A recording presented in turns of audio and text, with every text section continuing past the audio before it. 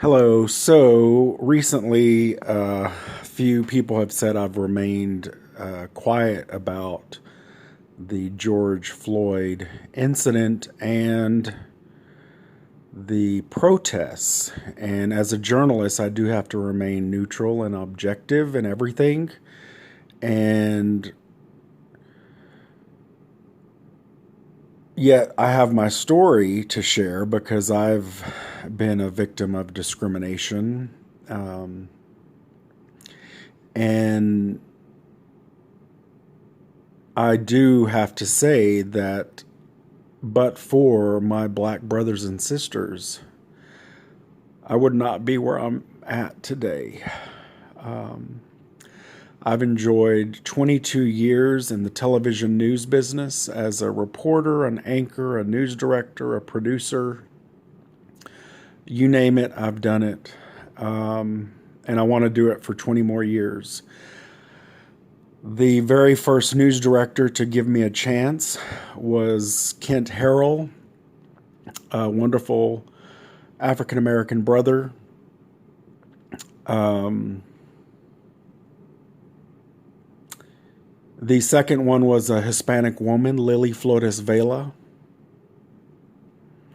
The third news director to give this messed up kid from West Texas a chance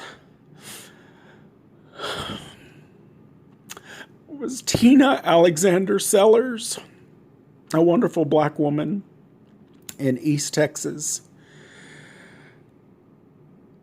And the news director who gave me a chance in a big market, San Antonio, which is a destination market, a party city. Once you get there, you stay there. But he left and things changed as they would. Kurt Davis hired me in San Antonio. And but for corporate and GMs who may not get it and consultants, I don't think he was able to promote me to assistant news director or investigative reporter or anchor. San Antonio protests kind of went south, and it made sense to me because that city has a long way to go. And I'll just stop there. And then I was knocked down to the ground, face first, on the pavement by racists and homophobes in Midland, Texas.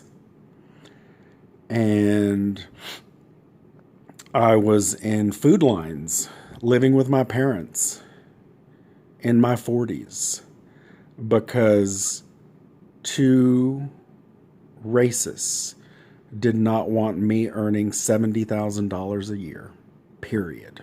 That was the issue. That was their problem.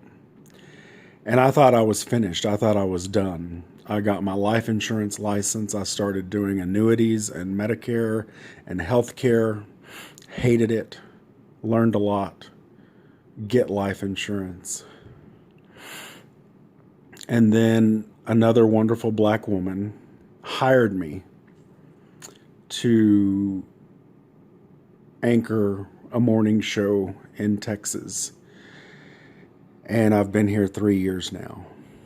And so, but for diversity at the top, hired by 1, 2, 3, 4 of my black brothers and sisters who gave me a chance.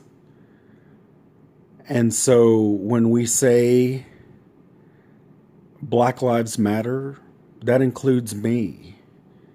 And I'm going to benefit from that if America eventually gets it.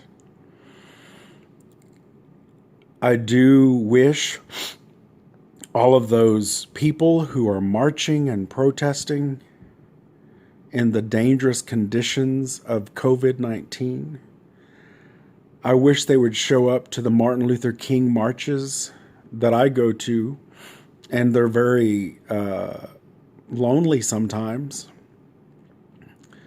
sparsely attended. But if those folks would show up on MLK Day and then Election Day, when you can hear crickets, if they would show up on Election Day, yeah, that would change the world. Local elections, state elections, U.S. elections, show up to the polls. My great grandmother and grandfather were Martin Munoz and Agustina Munoz, and her maiden name was Acosta. And they came to America from San Juan de los Lagos, Mexico in 1901 and settled in West Texas. Had 3 children, and my grandfather, their son, was not allowed to go to past the 6th grade. He was told he could go chop cotton now. And luckily he joined the military. But he had those jobs that they gave minorities back then in the military. Not fair, wrong. He was not promoted. He was discriminated against. It hurt him, but he did the best he could. He was an avid reader. In fact, his teacher wanted him to go one more year because he was such a good student, and yet the 6th grade was the end. So what could his children expect of a school system that was not set up for them? Their father was forced to go to Midland Mexican schools. He wasn't a Mexican. He was a Mexican American. He was Hispanic. He was Spaniard. He was Native American. And so his kids were forced to drop out because the school system didn't support them. I think one may have graduated, and the rest got their GEDs, hopefully. One harassed by police until he went to prison. Sure, he did wrong.